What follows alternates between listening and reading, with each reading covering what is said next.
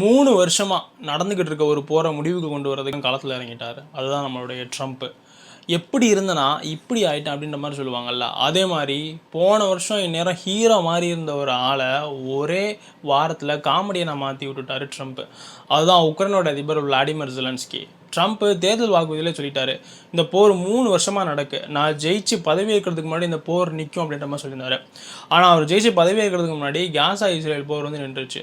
ஆனால் இந்த Russia Ukraine பிரச்சனை வந்து நிற்காமல் இருக்கிறதுக்கு காரணம் யார் அப்படின்னா உக்ரைனுடைய பிரசிடென்ட் ஜெலன்ஸ்கி. அது மட்டும் இல்லாமல் ஐரோப்பிய நாடுகள், ஃப்ரெஞ்சு, ஜெர்மனி, யூகே மாதிரியான நாடுகள் இவங்க என்ன சொல்லுறாங்க அப்படின்னா, எங்கள் வீட்டு வாசலில் பிரச்சனை நடக்கு, இதை இப்படியே விட்டால் நாளைக்கு போலண்டு, ஸ்வீடனு, யூகே வரைக்கும் ரஷ்யா வந்துடும்.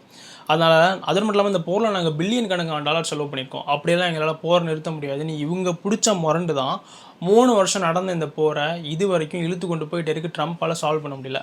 அதனால் அவர் தீர்க்கமான ஒரு முடிவு எடுத்துட்டார்.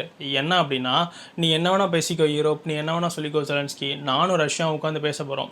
நான் தான் உனக்கே பணம் கொடுத்துக்கிட்டு இருக்கேன் போர் நடத்துறதுக்கு உக்ரைனுக்கு. அதாவது அவர் உக்ரைனை சொல்லுதாரு, நான் என்னோடய ஃபியூஸை பிடிங்கி விட்டுட்டேன்னா எரியறவனுடைய லைட் அணைஞ்சிரும், நான் ரஷ்யா கூட நேரடியாக பேசிக்கிறேன், நீ பேச்சுவார்த்தைக்கெலாம் வர வேண்டாம் அப்படின்ற மாதிரி சொல்லி அவருடைய ஒரு டீம், அதாவது அமெரிக்காவுடைய ஸ்டேட் செக்ரட்டரி மார்க்கோ ரூபியோ அடங்கிய ஒரு டீம் வந்துட்டு சவுதி அரேபியா வராங்க.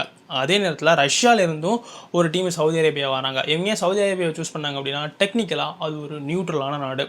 அவங்க அமெரிக்காவுக்கு சப்போர்ட்டாகவும் ரஷ்யாவுக்கு சப்போர்ட்டாகவும் இல்லாமல் அதே நேரத்தில் 2 நாடுகள் கூடயும் நல்ல ஒரு உறவில் இருக்காங்க. அதனால தான் இந்த மீட்டிங் எங்கே வச்சு நடத்தலாம், ஐரோப்பா வேண்டாம் அப்படின்ற மாதிரி பிளான் பண்ணி இங்கே வந்து பேச ஆரம்பிச்சிருக்காங்க. அது மட்டும் இல்லாமல் டொனால்ட் ட்ரம்ப் கிட்ட ஏர்போர்ட்டில் செய்தியாளர்கள் கேட்காங்க, இந்த மீட்டிங்குடைய அல்டிமேட் கோல் என்னவாக இருக்கும் அப்படின்னு. அவர் என்ன சொல்லுறாரு அப்படின்னா, அவருடைய பாணியில் சொல்லியிருக்காரு, ரஷ்யா அப்படின்றது ரொம்ப நாளாகவே போர் பண்ணிகிட்டு இருக்கு. அவங்க தான் ஹிட்லரை தோக்கடிச்சாங்க, நெப்போலியன் கூட போரிட்டாங்க, இப்போ உக்ரைன் கூடயும் பண்ணிக்கிட்டு இருக்காங்க. இது ரொம்ப நாளாக போய்கிட்டு இருக்கு, இதை ஒரு முடிவுக்கு கொண்டு வரணும், அதுதான் இதோட அல்டிமேட் கோல் அப்படின்ற மாதிரி சொல்லியிருக்காரு. அப்புறம் ஜெலன்ஸ்கி இன்க்ளூட் பண்ணுவீங்களா அப்படின்னு கேட்கும்போது, ஆமாம் நாங்கள் அவரை இன்க்ளூட் பண்ணுவோம். இப்போ நடக்கிறது ஒரு பிரைமரி, ஒரு முதல்கட்ட அடிப்படையிலான பேச்சுவார்த்தை தான், போக போக அவரும் இன்க்ளூட் பண்ணுவோம் அப்படின்ற மாதிரியும் ட்ரம்ப் சொல்லியிருந்தார். ஆனால் ஜெலன்ஸ்கி ஜெர்மனி மியூனிக்கில் நடந்த செக்யூரிட்டி கவுன்சில் மீட்டிங்கில் என்ன சொன்னார் அப்படின்னா, நீங்கள் ரஷ்யா கூட பேசுங்க, என்ன வேணால் பண்ணிக்கோங்க, என்ன முடிவுக்கு வேணால் வாங்க, ஆனால் அதுக்கெலாம் நான் கட்டுப்பட மாட்டேன், நீங்கள் நடத்துகிற பேச்சுவார்த்தையில் நானும் இருக்கணும், முக்கியமான ஐரோப்பிய நாடுகளுடைய தலைவர்களும் இருக்கணும் அப்படின்ற மாதிரி அவர் ஸ்ட்ரிக்டாக சொல்லியிருந்தார். ஆனால் ஜேடி வேன்ஸ் இதெல்லாம் மதிக்கவே இல்லை அந்த மீட்டிங்கில். ஜேடி வேன்ஸ் யார் அப்படின்னா அமெரிக்காவுடைய வைஸ் பிரசிடென்ட். இந்த மாதிரி தான் உலக அரசியல் போய்கிட்டு இருக்கு. சவுதி அரேபியாவில் ரஷ்யா அமெரிக்கா சந்திக்கிற இதே நேரத்தில் ஃப்ரான்ஸில் இட்டாலி, யூகே, அது மட்டும் இல்லாமல் மிக முக்கியமான ஐரோப்பிய நாடுகளோட தலைவர்கள் அறிவிக்கப்படாத எமர்ஜென்சி மாதிரி ஒரு மீட்டிங் நடத்திக்கிட்டு இருக்காங்க.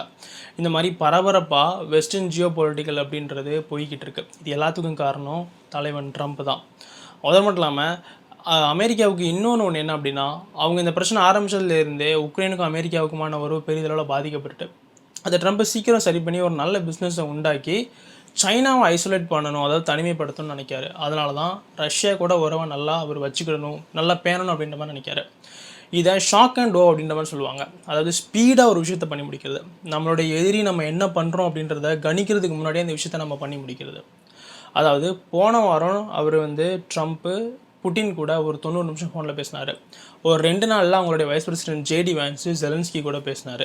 இப்போ சவுதி அரேபியாவில் ரஷ்யா, அது மட்டும் இல்லாமல் அமெரிக்காவுடைய ஒரு டீம் சந்தித்து பேசினாங்க.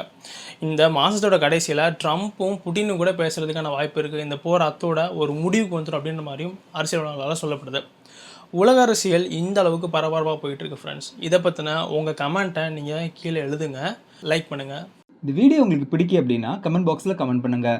உங்களுக்கு பிடிக்கலனாலும் உங்கள் கருத்துக்களை கீழே சொல்லுங்கள். மேலும் உங்களுக்கு எந்த வகையான வீடியோ வேணுங்கிறத கமெண்ட் பாக்ஸில் சொல்லுங்கள். நம்ம சேனலை சப்ஸ்கிரைப் பார்க்குறவங்க சப்ஸ்கிரைப் பண்ணிவிடுங்க. ஓஹோ அப்படியா? ஆமாடே.